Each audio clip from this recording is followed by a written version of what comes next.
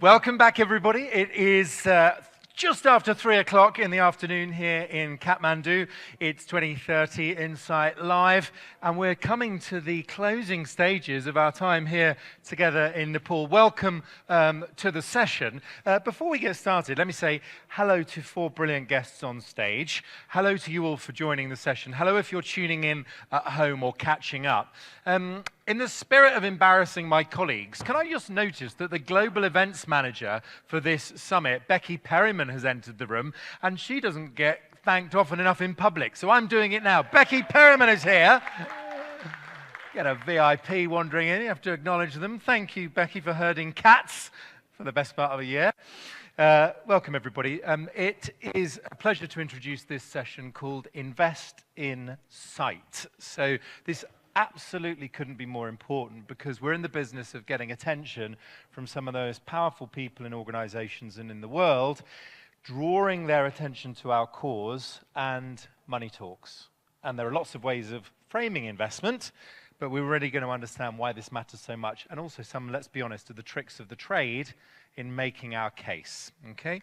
So let me just tell you who is on stage. You'll recognize them all, I suspect. Brad Wong is, thank you for this, Brad, alongside Jude Stern, leading the IAPB Summit investment case development. He also has a day job alongside that as chief economist at Saver. So Brad, thank you for your good work. And as we'll hear, this is not your first rodeo. So we'll hear another brilliant case study from you very shortly. Sarah Beeching, a pleasure to welcome back to the stage, a serial confidant of literally world leaders and executives around the world. Her mastermind specialist subject has to be global summits, let's be honest. But defining herself earlier on this stage, an economist to her boots, really. So that's the lens through which Sarah often sees the world. So thank you. Brandon R. Tong is several things, a global advocacy expert, spends much of his day job with the Fred Hollows Foundation, based in Australia. And I would be remiss if I didn't draw attention to him being the newly minted Western Pacific Chair at the IAPB. Congratulations and welcome, Brandon. Yenny Lestari joins us as the head of Community Ophthalmology Division and a continuing education, research and community engagement coordinator in the Faculty of Medicine, Universitas Indonesia, FMUI. I also note that you are the Indonesia country chair at the IAPB, Yenny, so thank you very much for your service there. Why don't we set the scene? Brandon, if I could turn to you, and please do come to the podium, and help us to understand, Brandon, why making the investment case matters, and your reflections on this. Let's give Brandon a warm round of applause, everybody. Thank you.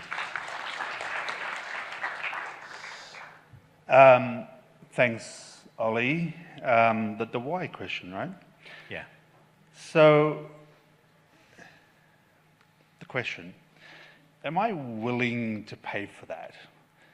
Now, am I willing to pay for that? This is a question we ask ourselves probably every day, if not several times a day. It's about, am I willing to pay for this coffee, a nice meal, or a new car, or what am I willing to pay, or am I willing to pay for private education for my children, or something along those lines? The answer is, it depends, really. And it firstly depends on how much money I have to spend. Can I afford to pay for that?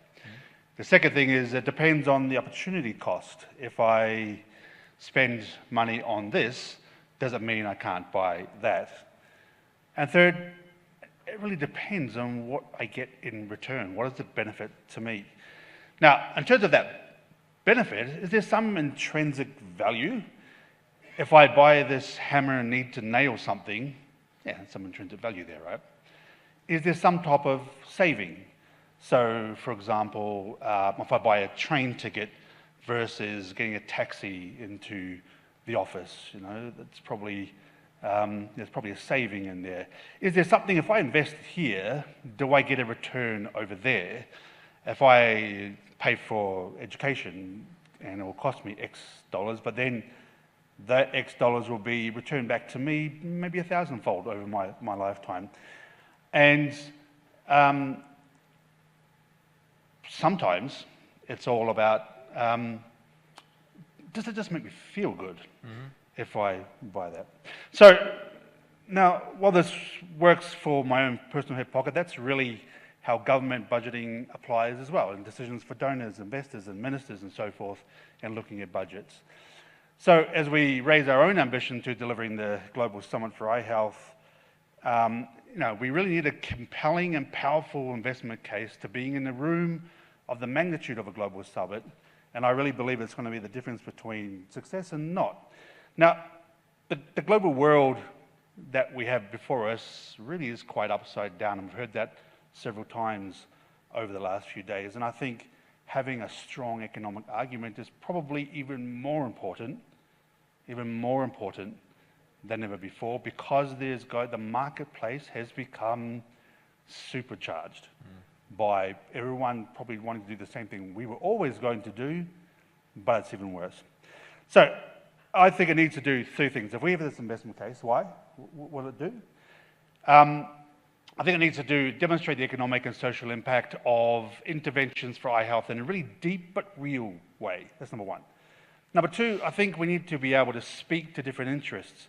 And if we have a great investment case, but can't actually break it down, to speak to people who are interested in education, speak to those important in developing and planning or infrastructure, we need to have to pull it apart, break it out, and look at and speak the language of those we're speaking to. And the third thing, and I'm putting this on you, Brad and Jack in the team, I really want this investment case to give us something concrete to ask for. We need to really be saying, so we've told you about this, here's the benefit, and we need this investment of so. So really, I see the Global Summit on Eye Health being a lightning rod to spark a change for a radical new future for eye health. And we need a strong investment case to unlock the doors, the interest, the intention of decision makers, philanthropists, donors, financiers. Yeah. And when we speak to them, and when they ask themselves, am I willing to pay for that? We want them to say yes, and how can I help? Thanks. Yes. Thank you, Brandon. As you were giving those excellent examples, I must confess my mind went to, how will this make me look? And what does it mean for my social currency? Which for lots of our political friends will certainly resonate. Why don't we get Brad and Sarah, if that's all right. I'm going to ask you each to go back in your minds to a time when you've had to make an investment case, doesn't matter what sector it was in. Take us back there, tell us what it was, tell us how you made the case, and if you're willing to share all, tell us whether you got what you wanted. Who would like to go first, Brad or Sarah? Just recap the question. So the question is, let's have the example of when you made the case, where it was used, if you wouldn't mind sharing its strengths and weaknesses, but also we want to know what the outcome was as well. Do you want to go first? Thanks. Am I on? Yeah? Perfect. Well, I'm going to talk in detail about the Global Partnership for Education in a moment. And there were three major cases for investment that were made. But I want to just pick out a little piece that I'm not going to talk about at all when we speak about that, and that is education in the context of children affected by conflict and in refugee camps. This was an issue that, especially in the context of the Syrian conflict, at one point we had over 3 million children out of school, Syrian children out of school, and we were really ineffective in making the case for not just, the importance of investing in education was very clear, but how to invest in education for traumatized children was anything but clear. I think it's a good example where you can see that there's an absolute extreme priority and definite need but the how do you do it, the solutions, was something that we really did not succeed in for those children. But I want to pull on that thread now. So was that almost in your mind as a unfinished business? Was there a breakthrough in the end? Were you able to reframe? I think the honest truth is that the global community has not reframed that. And I think even to take that a step further, when you look at the context of children in Sudan, in Gaza, in Yemen, you know, we are actually looking at, and in Ukraine, we are looking at global crises across the world where children are losing learning that cannot be regained, you can't replay those years where your brain is malleable and open to learning in that way. So no, it's really powerful of you to share a really intractable solution there. On a positive note, there have been some powerful examples in education that you have worked on. So where would you like to take us back to, Sarah? Give us the example, please. Well, it has to be girls' education. We focused in on girls' education. There was a big crisis, some of you may recall, when over 200 girls were kidnapped by the Boko Haram in northern Nigeria. And that became a lightning rod, to use Brandon's phrase, for a global campaign on girls' education. And the equity issues for girls in secondary education were stark. The primary phase, we'd got to a point of some measure of equality between the sexes. That was not the case in the secondary phase. And we were able to really galvanize support, whether it was from, you know, Michelle Obama or Malala Yousafzai or global leaders around the issue of girls' education, which was really, really important for many reasons beyond education, actually, but for mothers and their children and the ability of them to be able to support those children. And in that particular case, Sarah, who were you trying to unlock the cash from?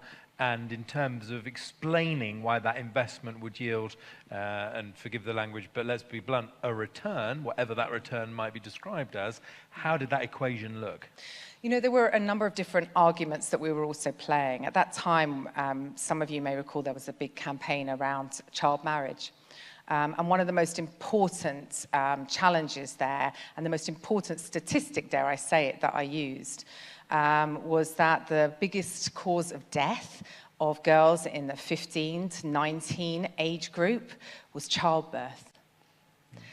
And the only reason that you could really offer for a girl not to be married young was if there was an alternative.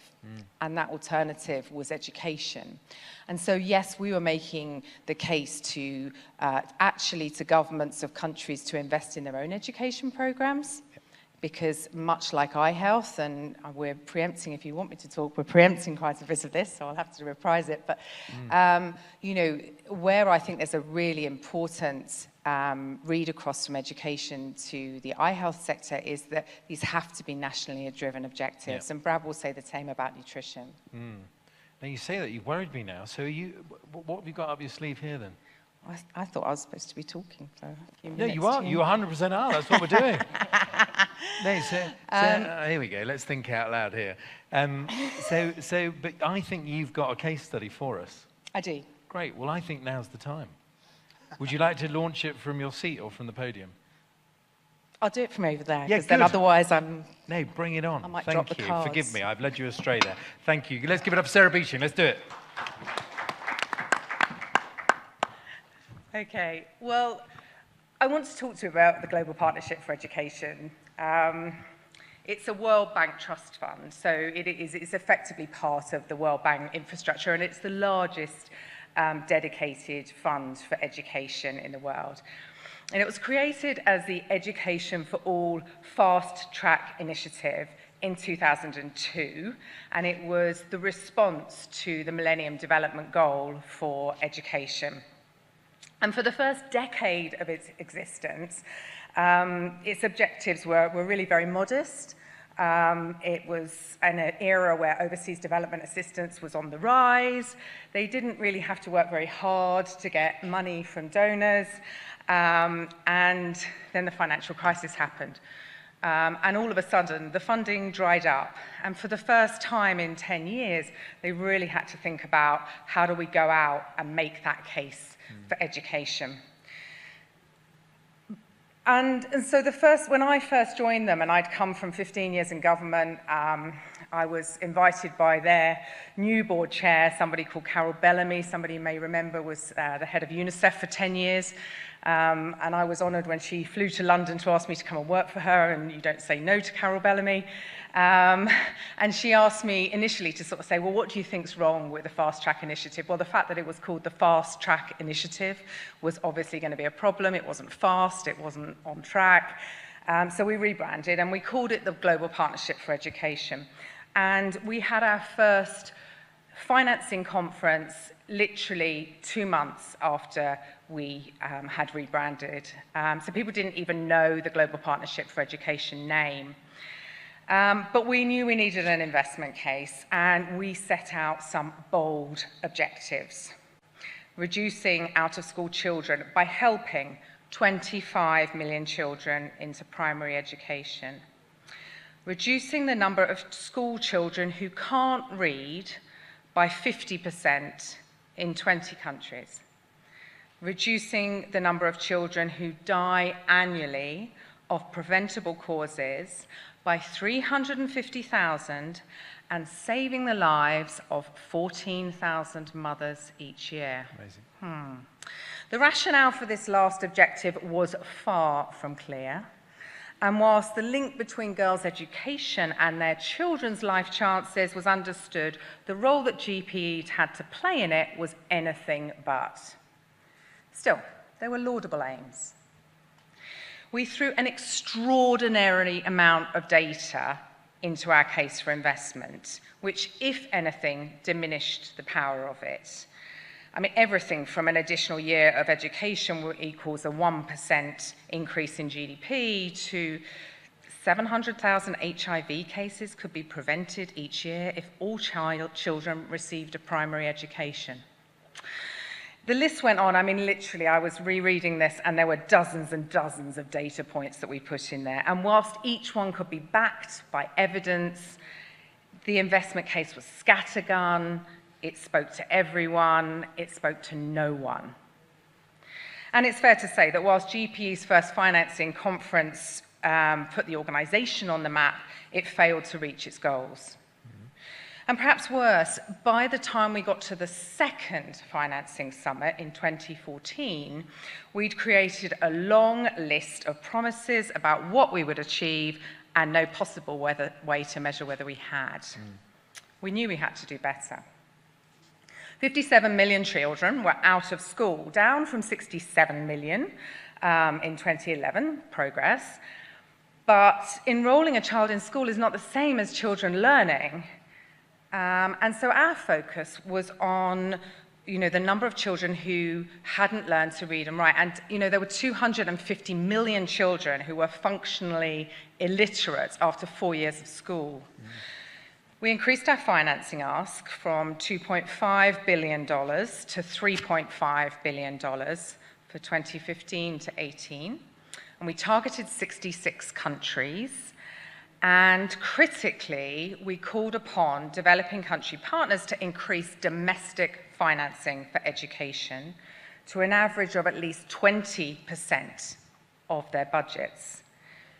We were much clearer on how GPE could specifically deliver, and we focused on 4 things. Leveraging the power of partnership, because we had, just like IAPB, a very broad-based board with different partners, implementing a new performance funding model, strengthening our focus on outcomes for children, and launching a data revolution. And this last point was really critical. We knew that data was weak. We had no baseline information. Better data would enable us to show progress, and politicians wanted that. They needed to see progress for their investments. Our second case for investment was far from perfect. It was word dense and data poor. The European Union hosted the summit, which sort of augured well, but as I mentioned in my earlier speech, the Syrian situation, 3 million children out of school, really hijacked the whole conference, and GPE had no response to the crisis, and political leaders wanted one. That's what they wanted. And they turned to UNICEF to find it. And in the process of doing that, they split scarce education resources in two directions. GPE some, UNICEF some. So we had lots of great conversations, but we fell short on that financing target again. We focused too much on sharing the academic case for investing in education and not enough in sharing our policies and painting a picture of what success would look like. So by 2018, the third financing summit that I was involved with in Dakar, Senegal, we got into our stride. We were instrumental in the negotiations for the Sustainable Development Goal on education. We were part of the debates for the financing of the SDGs. We shared policies and programs at the UN Humanitarian Summit. We were visible at UN General Assemblies and the World Bank meetings. Wherever there was a conversation about global education, we were a part of it. By this time, the Global Partnership of Education became the global voice on education policy. Not UNESCO, the Global Partnership for Education. And governments began to speak up about the value of the GPE fund. We garnered big-name advocates, President Macky Sall of Senegal, President Macron of France. They co-hosted the summit. Global pop star Rihanna, she used her social media channels, and the Nobel Peace Laureate Malala Yousafzai was just a terrific and unbelievable advocate for us. Amazing, amazing. Most importantly, we had something to report since the previous replenishment. Our ruthless focus on data and accountability meant that we could track results. On primary attainment, girls' education, lower secondary completion. The direction of travel was largely positive because the governments themselves saw the value of education to their citizens and they were investing in it. GPE was clear about what it could do, from supporting countries to develop national plans, to improving the quality of education through learning assessments, etc. And we were clear how donor funds could leverage other resources. So the case for investment in 2018 was, it was double the number of pages compared with 2011, but half the number of words. We focused on case studies, on headlines. We wrote in bullet points, not academic essays. We used our ambassadors to share their opinions on why education mattered. And we shared in the success of others too, such as Gordon Brown's Europe Education Commission. We recognized and championed others. It wasn't all about GPE. And the results showed that, whilst the financial commitment to GPE fell a little bit short of the target, we were on the way to achieve it over the course of that replenishment period. But the critical headline was that we raised $110 billion in increased financial commitments from developing country partners, $110 billion. And that outstripped our wildest expectations. GPE's clients, our countries that work for us, were investing in education, and that was the real success. So what did we achieve in those 7 years, from 2011 to 18? We made the case for education, not in the abstract, but through individual stories and concrete policies linked to economic growth. We focused on girls because the inequality in access was stark and the gains to be made were proportionately greater, and it was also politically on point. We focused on learning because whilst being in school is important, it's what you learn that matters. We made ourselves indispensable in conversations about education, focusing on data and results. But by far the biggest achievement was that we made the case for national investment in education. And that's probably the most important lesson that we can learn from GPE, and the one that I think is most important for the eye health sector. The case needs to be made first and foremost at the national level. Thank you. Thank you, Sarah. And what I think we should do is let's create a bit of time at the end for questions for our presenters. And I think we should get another example up in front of our audience. Brad, if you're ready, Brad Wong, just for going to the podium. Brad Wong, everybody. Well done. Thank you. Brad, I don't think we're going to education, though. We're going somewhere else. We're going to nutrition, and I want to start with a number. That number is 27 billion. $27 billion is what the nutrition sector was able to raise at its last summit. Do you know when that last summit was, or its last event was? It was in February of this year. It was in the middle of the dismantling of the US foreign aid. It was in the middle of substantial pullback of overseas development assistance, and yet they were still able to raise $27 billion in that environment. So clearly, nutrition is doing something right in terms of how it communicates its value for money. And you will not open, I promise you, you will not open any nutrition document, any policy document that does not have somewhere in it a return on investment. For every dollar you invest in nutrition, you get something back. It's usually a high number, somewhere between 18 to 23, I think is the last figures. And I think that as a sector, the eye health sector, we have a lot to learn from the nutrition sector, because where we are now is really where the nutrition sector was maybe about 15 to 20 years ago. And that's a good thing. I mean that in a good way, because back in 2008, the nutrition sector was not well funded. There was a editorial in The Lancet that basically lamented the fact that nutrition was only getting something like a few $100 million a year in overseas development assistance. It was highly neglected, but there had been this building up of the evidence base on the clinical outcomes, on the low cost of providing nutrition, and then there started to be this emerging evidence on the socioeconomic impacts of improving nutrition. And the key moment was in 2013, the first Nutrition for Growth Summit, of which Sarah was a key architect of, when the sector pivoted to a really compelling message about children and about stunting. For those of you who aren't aware, stunting is a representation of chronic undernutrition. If a child is stunted, they're physically smaller, they're shorter, and it leads to a whole range of socioeconomic disadvantage over the course of their lifetime. The time to act to avert stunting is in the first 1,000 days of a child's life. And so there is an urgency. They created this urgency with which to act. You have, the time is now to avert a lifetime of disadvantage. And what happened was that around 2013, a really key study came out that demonstrated through a really long-term study, I think it was a 40-year follow-up of a nutrition intervention that occurred in Guatemala. It was published again in The Lancet, and what it showed was that children who were stunted earned 66% lower wages than children who were not.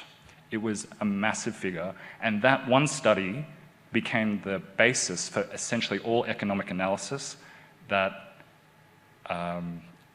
was provided by the nutrition sector, including some of the work that I was involved in, for like the next 10 years.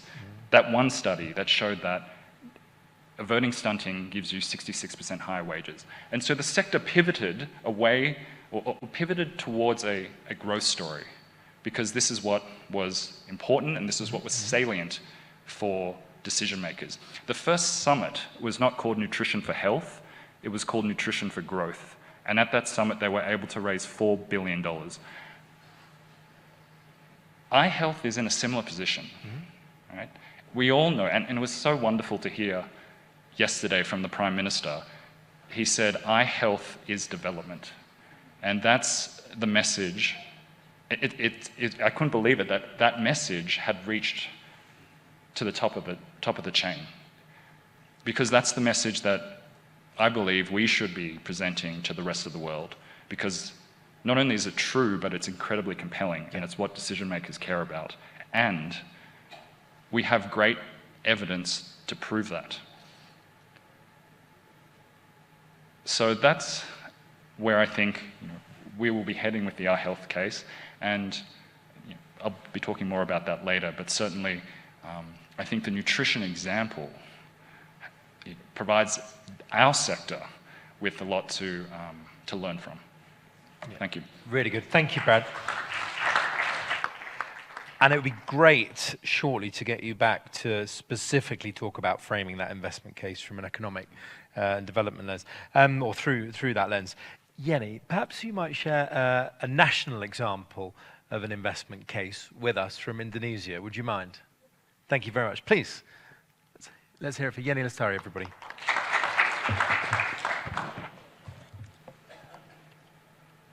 Yeah, good afternoon, everyone. I'm Yeni from Indonesia. Thank you for having me here. Today, I would like to share Indonesian showcase on the impact of cataract surgery, because Sarah is on education, Brad is on nutrition, and I would like to try in cataract surgery. So for those who haven't known about Indonesia, Indonesia has the largest archipelago, consists of over 17,000 islands with 38 provinces and 280 million total populations. And with the increasing of life expectancies, the proportion of the elderly population is predicted to reach 29% in 2030. This condition will definitely give an effect to the age-related eye disease like cataract blindness. So from the data that we have from RAP survey in 2014-2016, we still have 1.9 prevalence of cataract blindness. And as you can see that the prevalence gap between provinces is still high. So this is the burden and inequity of cataract blindness in Indonesia. As you can see that we have a very high burden. There is a 1.3 million people are blind due to cataract, and they need a high volume and high quality cataract surgeries. And from the RAP survey, we also get the information that the cataract barriers most frequently seen is the cost, and also the patient that doesn't know that the treatment is there. So since 2014, actually, our government has begun to implement the national health insurance. And up until now, in 2025, the coverage of the national insurance is reached into 95% of the population. But yet we see the gap between province on the cataract surgical rate.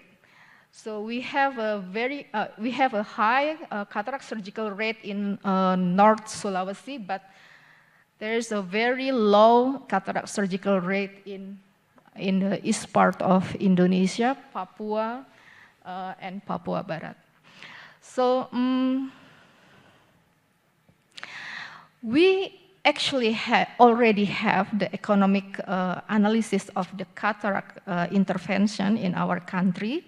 It's a study conducted by Dr. Aldiana, and we found that the total economic loss in a year reached to 5.8 billion US dollar each year. And we also have the data, the return of investment is every $1 invested on cataract surgery will generate $4 of economic gain. And we know that this is a very cost-effective intervention. But why the government or stakeholders still not prioritizing the interventions? As you see that there are still a lot of area or province with no cataract services due to the lack of human resources and infrastructures. This only the example of how hard we get to the site of the surgery.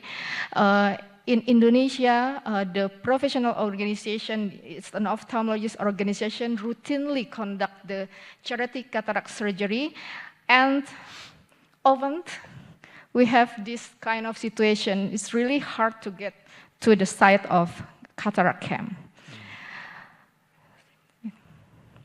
So vision loss is actually affect more than one's ability to see the world clearly.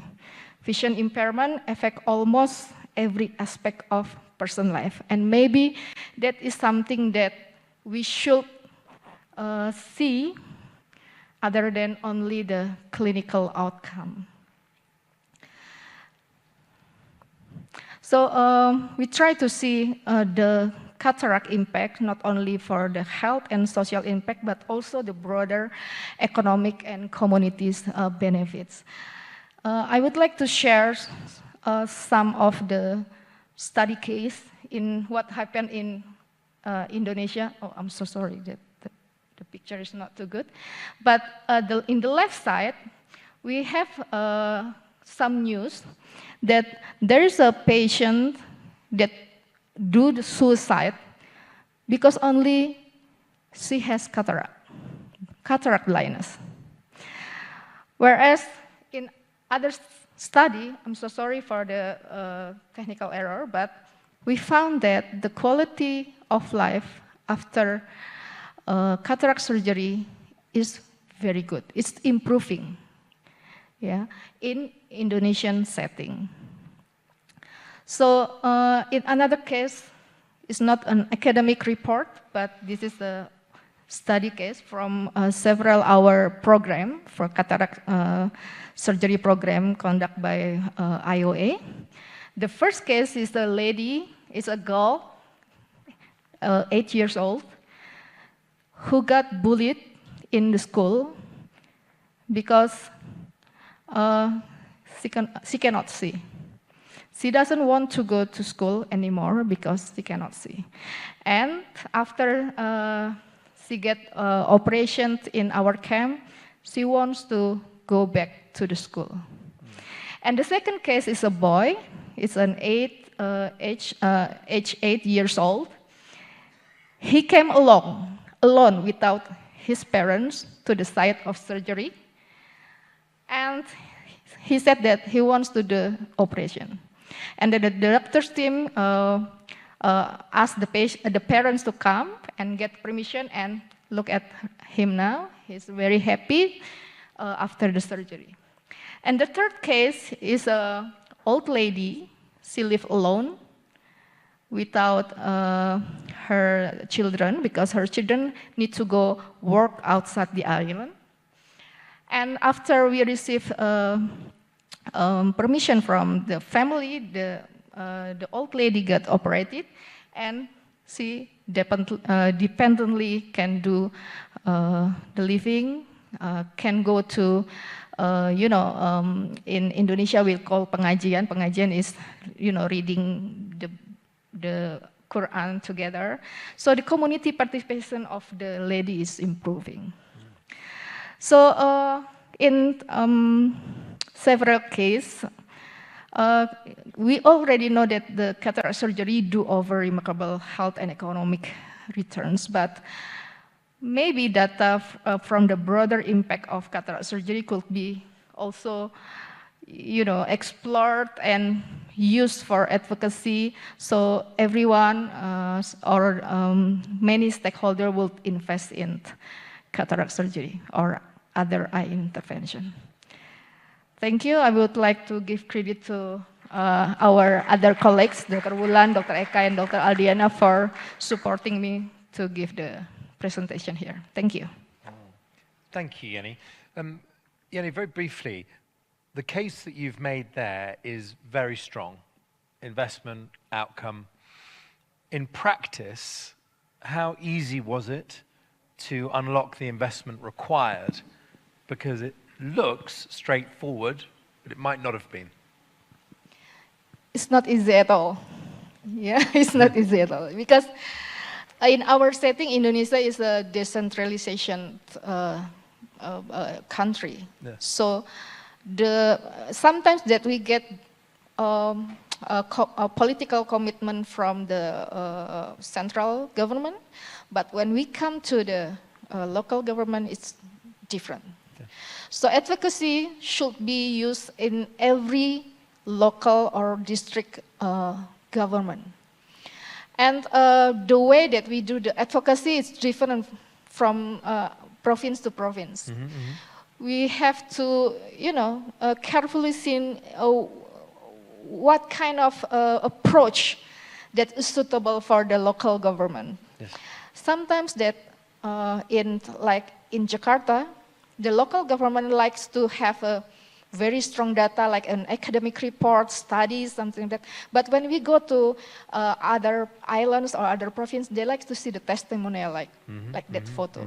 So I think it's very important to recognize how do we approach the local governments. Yeah, and you're inspiring us here to get more tips and tricks on what I'm going to call presentation, really. Yeah, it's really nice to discuss about it, because we need recommendation. I'm also conscious that we've thrown a lot of brilliant examples at our guests, and it would be great to get some feedback, questions, things that resonate. So who will come back at us with something that it's made you wonder, you want clarification on, any chord that has been struck? Would anyone raise a hand if you've got anything?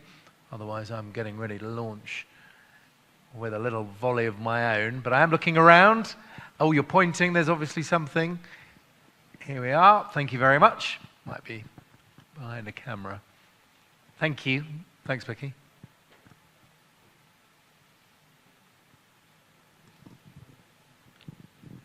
Chun Dak Tenzing from Seva Foundation. Thank you for the presentation, ma'am. I just wanted to know, how do the patients procure intraocular lenses? Because a long time ago, I was there. I was told that in Indonesia, the surgeon will do the surgery only if the patient buys intraocular lens from him. Is that still true, or that is just false? Thank you for the question. Now, because the cataract surgery is already covered by the National Health Insurance, and our policy that the patient cannot pay at all. So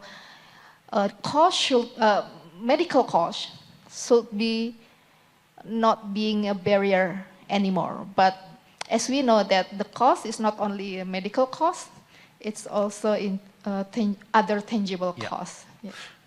Okay, thank you. Other quick questions and points? Got more I'd like to get through right in the middle here. Thank you, team. Let's see if we can get a mic there. Here we come. Feel free to say who you are. You don't have to. Hi, Jack Hennessy from Fred Hollows Foundation. Sorry, I'm not sure I'm allowed to ask a question because I'm on the team as well. But just asking in terms of the previous examples with nutrition and education, and we've talked a lot about commitments to this funding, and I was just wondering if there's, like, is it like with international development aid where there's sometimes a difference between what's committed and what's dispersed? And I was just wondering if you had any insights on that. Has it matched those commitments, I guess? Yeah, thank you for that question. I think it's really, really important. And actually, I mean, as Brad said, I ran Nutrition for Growth in 2013. And unlike education with the Global Partnership for Education, or let me say Gavi, the Vaccine Alliance, the Global Fund for AIDS, TB and Malaria, those are what we call vertical funds, where actually donors are asked to put money into a fund which will disperse resources, whether it's in bulk procurement of vaccines or bed nets, or in the case of education. For Nutrition for Growth, it was very different, actually.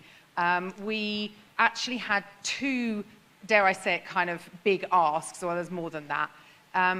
So we wrote something called the Nutrition for Growth Compact, which was essentially a kind of distillation of I'm I'm going to use a phrase, motherhood and apple pie, kind of language around nutrition, which wasn't terribly forward-leaning, it wasn't particularly contentious, but it was a way of bringing all stakeholders together, be they government, private sector, civil society organizations, to make a commitment that nutrition was something that was important. And that statement was really important because we were able to get it into the G8 leaders' communique. And it enabled us to take forward the movement. And separately, we had commitments. So every one of those partners who were engaged was able to commit in the way that was appropriate for them, whether that was a government making a commitment on behalf of their own country for nutrition strategies and the national This was the first time, I'm going to say, that I'm aware of, where governments were at the very much the center of the process of coming with their own national strategies. It wasn't being done to them, they were working out what needed to be done themselves. And then separately, we gathered the commitments from other partners, and it was a big mix of different things. Yeah. No, great question. And what's your sense, Sarah? Because we will have been thinking in the last, well, certainly few months about how international attitudes to bilateral aid are evolving. To what extent do you think that then impacts how future funds are designed? I mean, it clearly has a massive impact, but I don't think this is new. I think that this change has been happening for a long time. There is around, and someone who knows will correct me, but $100 billion of international development assistance sort of in the world's community and in the ecosystem, if you will. It's nowhere near enough to do all the things that we need to do.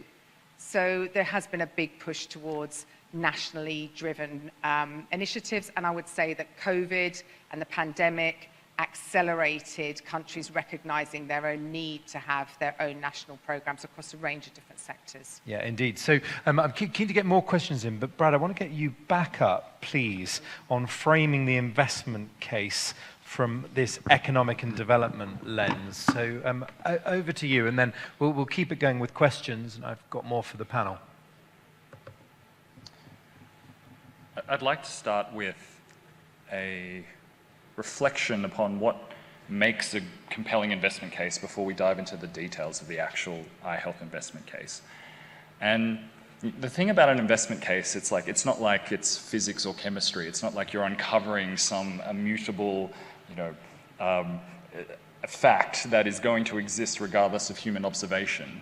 An investment case is very much driven by the decisions we make, because there are different angles you can focus on. Sarah's mentioned that, Yenny's mentioned that. There are different decision makers, and they will care about different things. There's a range of factors that go into making a compelling investment case. And in my experience, if you can bring together 4 factors and try find the center of that Venn diagram, you can make an extremely compelling investment case. And what are those 4 factors? The first factor relates to the beneficiaries. What do they receive and what do they value? Of course, you can't make an investment case on benefits that people don't actually experience. Now, there's a question mark, because eye health delivers a lot of different benefits, there's a question mark for us about which of the benefits do we focus on. So that's the first consideration. The second consideration, which we've talked about a lot, is the decision maker. Decision makers will care about different things. Governments, right at the top, will care about things like economic growth. A health minister will care about health. An education minister will care about education. The manager of a hospital will care about profits. There will be different things that people will care about. And we've got to navigate and, I wouldn't say choose, but tailor our case to the audience at which we're delivering the message to. The third consideration is around evidence. There has never been an investment case that has had perfect evidence. Evidence is always imperfect. You always have to translate evidence from one context to another. You have to extrapolate. And the science of an investment case is calculating the costs and the benefits. But the art of the investment case is knowing exactly where to lean into imperfect but plausible information. And there's some decisions that we need to make around what evidence we have. And the fourth one, which is not often mentioned, but has been really key in nutrition work that I've seen and been a part of is the element of comparison. Mm-hmm. So you have to not only make a really good case for what you do, you have to demonstrate that what you do is more effective or has a higher return on competing uses of resources. Because let's face it, the amount of things that we want to do and the amount of resources do not match. And so when you're able to make decisions within the framework of the investment case that puts you right in the middle of that Venn diagram, which I'm calling the investment case sweet spot, you have a very compelling investment case. Now, the good news, my friends, is that eye health is right in the middle. We have been working on the investment case for the last several months, and what is emerging from this is that we have a very compelling investment case. That's the teaser. I can't show you any results right now, but there's been work that's been going on for several years, and most of it in the last 5 years, that has allowed us to be in this position where we can make an investment case that sits at the sweet spot of these 4 considerations. And the crux of the investment case is going to be around what I mentioned before and what the Prime Minister mentioned yesterday. Eye health is so much more than health. It is a fundamental economic development imperative. And as someone, I don't come from a background of eye health. I'm a development economist. Most of my career has been spent in thinking about ways in which countries develop and doing economic evaluation on that basis. So I found it incredibly, as I said before, incredibly satisfying to hear the Prime Minister say that eye health is development, because as someone who's a development economist, that's what I care about, and I think that it's the strongest message we can deliver.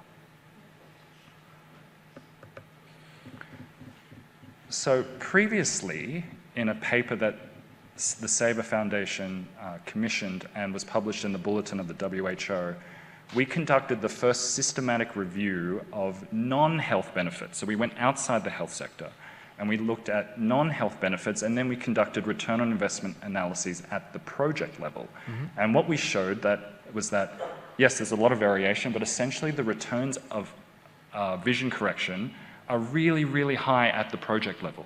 Yeah. 36 to 1. For every dollar invested at the median, you get $36 in benefit. And this is across a range of different countries: Cambodia, India, Pakistan, Bangladesh, etc.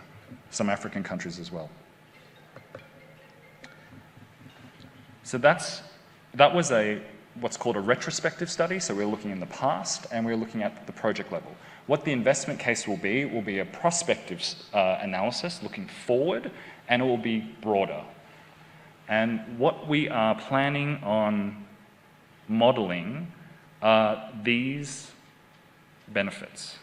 There's a lot of them, I know, but we will find ways in which to deliver the message compellingly. But as an analytical exercise, we need to have all of the data and all of the information there, from which then communications and advocacy can then pick and choose depending on the audience. Mm-hmm. So what are we going to be looking at? We're going to be looking at these 7 benefits. Employment benefits from averted moderate severe visual impairment and blindness. For the first time, we'll have an estimate on the productivity benefits from those who are working, who experience mild and near vision correction, and this is based off some brilliant work that folks like Nathan Congdon have done, and work that we've been doing at the Sabre Foundation in Guatemala and coffee workers and others. We'll also be focusing on education and learning benefits. We have some evidence around reduced traffic accidents and mortality. We will be looking also at caregiver benefits. What happens to caregivers when they no longer have to take care of someone who has moderate severe visual impairment and blindness.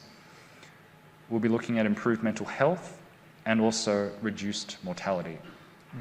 And the last thing that's not there but cuts through all of these is a gender angle, of which we all know that visual impairment has a gendered bias. And some of these benefits, particularly the caregiving benefits and the employment benefits, have a particularly strong gender case as well. Mm-hmm. The focus will be on providing country-specific results. We are building the model at the country level because, as Sarah mentioned, and as others have throughout the course of the last 2 days, it's really important that you speak to national level decision makers. And so we'll be able to say to national level decision makers, for your country, this is how much you need to spend on what, and these are the benefits you will get for your country. Mm-hmm. And I think that'll allow for really compelling country level advocacy and policy. And as Sarah described with the nutrition example, make sure that countries are invested and countries come along on the journey of expanding eye care. The focus will be on low middle income countries, and we will be launching this on World Sight Day this year. So there's not much time. We've got a lot of work to do. Mm-hmm. And as a last call to action for those of you who are in the room, we need your help.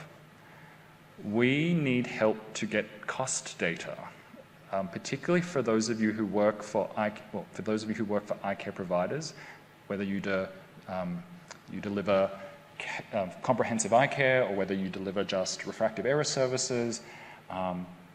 We want to base the investment ask on a very rigorous, I would say the most ambitious costing exercise that we've ever done in the sector. We're aiming for many countries. Jack, I'm going to just put a number out there, 50 countries, and we're going to build a robust evidence base on the costing side to match the robust evidence base on the benefit side. So if you are interested in helping us, please let me know, or Jude know, Anthea know, and Jack know. You can put up your hand so everyone knows who you are. Come see one of us so that you can be involved in helping us make a really, really compelling case for action on eye health. Thank you. Thank you, Brad. What I would like is another 1 hour to extend this conversation. We have 13 minutes. Let's get back to some tips and tricks on how to present an investment case. Brandon, coming to you, things you've learned, because Yenny's already got us thinking about, and you were saying earlier, different parts of a country needing different examples. But when it comes to getting into the room to make the case, what have you learned? It's a good question, and the interesting thing about sitting up here on this panel and listening to the three of my guests up here is it sort of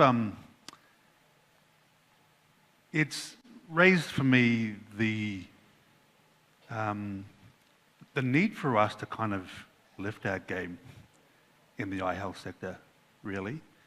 I can give you an example. For example, in Australia a few years ago, we were looking to have the Australian government fund the first national eye health survey, right? And my boss, Jennifer, and I, when we were at Vision 2020 at the time, we went to Canberra and we were about to go in to the Health Minister's office and say, Minister, can you please fund this research survey? Turned out, because of bad weather, we got there late, or I think the Minister got in late, and we missed the meeting got cancelled. So we met with one of our parliamentary friends, co-chairs, and we said what we were doing there. And he said to us, don't do that. Don't go there. He doesn't want to fund a survey. He wants to know how you and how this can help him do his job. So what are you doing? What about this survey is going to help him do his job? And we said, well, actually, it's not really about the survey will tell us what the need is, where are the needs and where are the pockets of need for investment, on what, and with whom. Yes. And so, good thing is, next week we came back, we went into the room and said, Minister, we've got to, we need to help you to be more cost effective about how you're spending your eye health dollars. And here. Anyway, we've got the money. So I'm just using that example as and it's brilliant, and it's one of, forgive me, Brandon, carry on.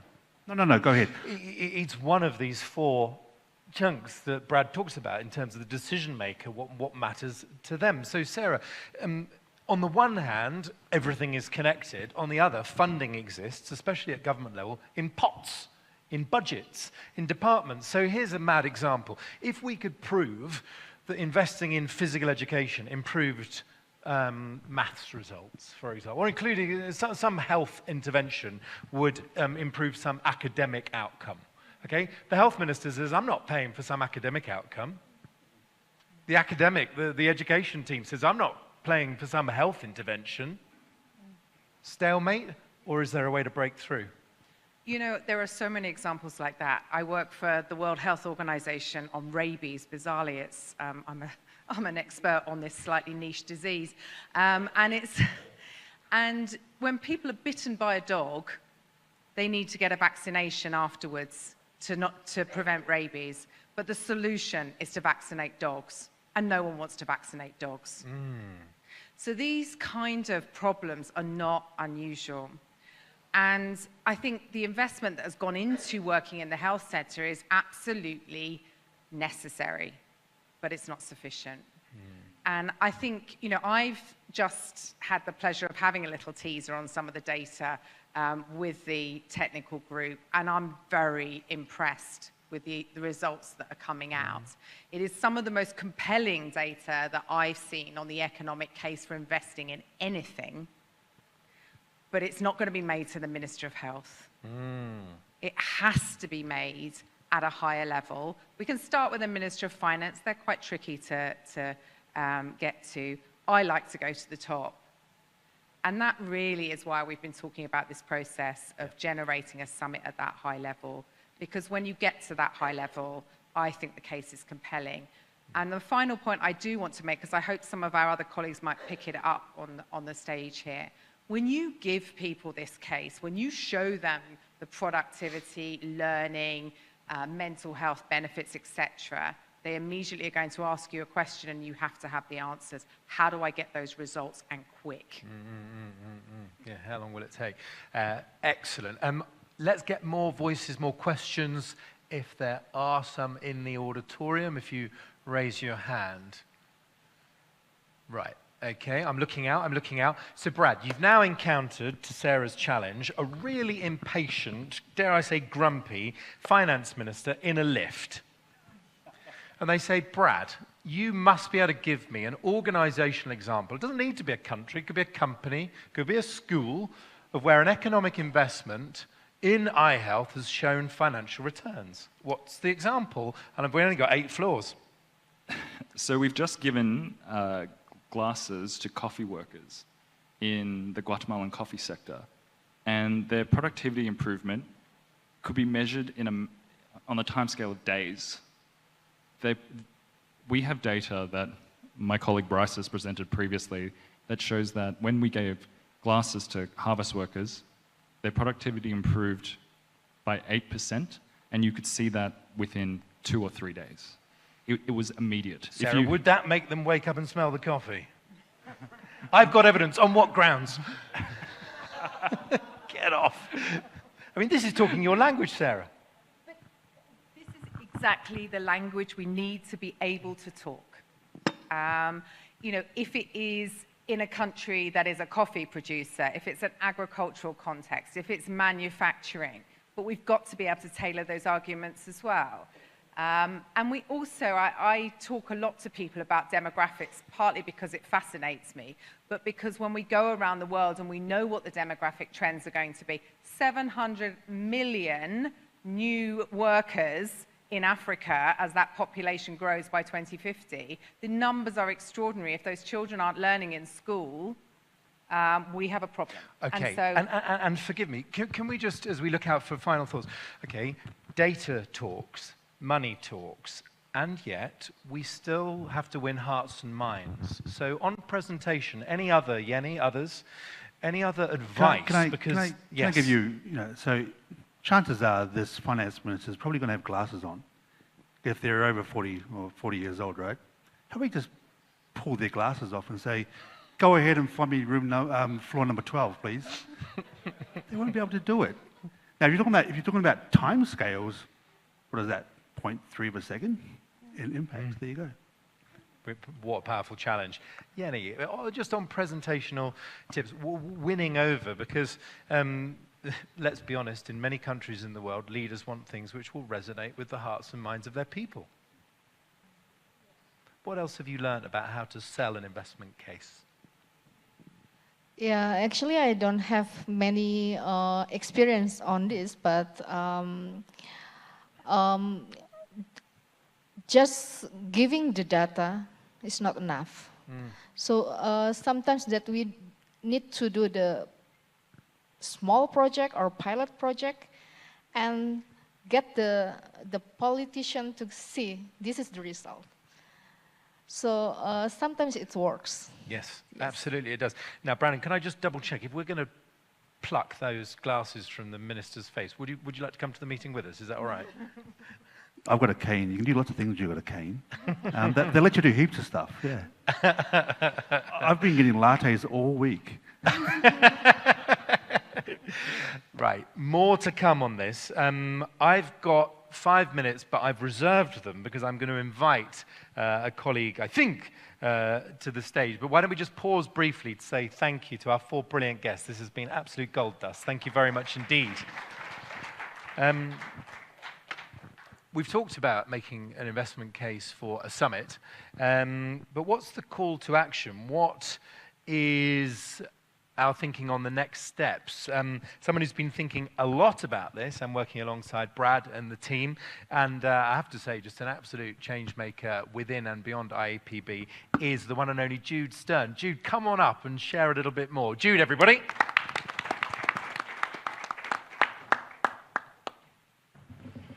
Thank you, and thanks to everybody on the panel. I mean, that was really, really good, and I feel like you've covered so much ground. It's actually a hard act to follow, but I'll just summarise a few things about where we're going. I think the last, 6 months, Brad, I have learnt so much about an investment case, and have had the privilege, still have the privilege of working with Brad and Jack, Bryce and Anthea and our whole technical group. I must say, like, it's been very inspiring because people have come together, because this is so important for our sector, put on their IAPB sector hats to actually work out how we can do this in a very short amount of time to have major impact. We're lucky to have an opportunity to present this kind of investment case. Brad mentioned that we are launching it at World Sight Day, which is true from a media perspective, but we actually soft launching it a week or two before at the UNGA, where we will have the ear of high-level government representatives, where we can go through the global case and the highlights from different countries or aspects of eye care. And then followed by the media launch in a World Sight Day in October, and then be ready for a series of meetings at the World Bank and these different opportunities that are going to present all of us over the coming year and a half, to be able to put our case forward in a collective singing from the same sheet in one way, but also being able to tailor it to the audiences, because that was one of the things when we sat down the first time, was to actually sit and work out, well, who's our audience and what do they need to hear? And our audience is a lot of audiences. And so actually sort of what we're trying to put together is what we're calling the source of truth that can then be used by multiple people in different ways for different audiences, but we are working together, and it's a collective voice as opposed to lots of different ways of doing that. So it's a really exciting time to be able to put this together, and as Brad said, this costing exercise is like nothing that I've seen before, and I have been pushing back because of the timelines, and it's my job to make sure we deliver on time. But the enthusiasm that we've seen so far to actually get on board and try this is great, and so and what the alternative is not nowhere near as good. So please, if you can, if you're a service provider, or you have a connection to a service provider who can help us with costing out what it costs you to provide eye care, please let myself, Brad, Anthea or Jack know. And we look forward to actually standing here this time the next one of these and being able to really unpick that kind of the data that we'll have and how it's been used and give showcases, hopefully, of success. Thank you very much. So thank you all. Yeah, thank you, Jude. And thank you, Brad, for all that you're doing. Sarah, your warm praise won't have been missed in the room, so thank you, and thank you so much for your support along the way as well. Massively appreciated. Jenny, thank you for your excellent examples. Brandon, can I come to you just to close, because you teed us up at the start of the session on why this is so important. A final reflection, anything you wish we'd had time to push into a little bit more, or just a final thought? I guess the thing for me is that I'm really heartened by the last few days. I'm heartened by the enthusiasm of this conference as it is every year. And I know, Ollie, you say this at the beginning of every session, and it's just absolutely true. And I'm heartened by that because I know that we are finally getting it in this sector that we can do more. We can do more. And the ambitions that we have, the things that all of us are doing and all the people working on the ground are doing, we can do more. And we are lifting our gaze through these conversations, this idea of what I'm excited by, and the reason why I still need to lift our game is because let's go and get a replenishment, and let's go and have a summit that gets us $27 billion amidst the global crisis. Yes, please, we'll have some of that. Yeah. So again, I guess my point is we can do this. 100%. And by the way, it's this fascinating blend of ingredients that you're reminding me of patience, of humility, and then a dose of impatience, and then a dose of ambition. And for me, that's a cocktail worth mixing. Thank you, Jenny. Thank you, Brandon, Sarah, and Brad. Thank you very much indeed.